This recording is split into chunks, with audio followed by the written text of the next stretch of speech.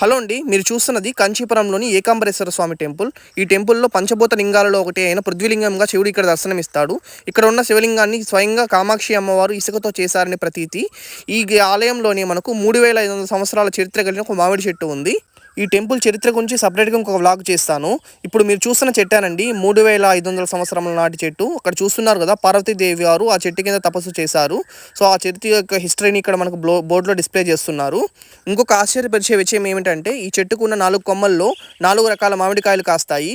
సంతానం లేని వారు ఈ కాయలను స్వీకరిస్తే సంతానం కలుగుతుందని ఒక నమ్మకం. ఇదేనండి స్వయంగా కామాక్షి అమ్మవారు తపస్సు చేసిన ప్రదేశం. ఈ చెట్టు కింద చూసామంటే ఆ కామాక్షి అమ్మవారు బాలసుబ్రహ్మణ్య స్వామి తన ఒడిలో కూర్చొని శివయ్యతో దర్శనమిస్తారు. ఈ మామిడి చెట్టు చుట్టూ 1000 కాళ్ళ మండపం ఉందండి. ఈ 1000 కాళ్ళ మండపంలో 1008 శివలింగాలు ప్రతిష్ఠించారు.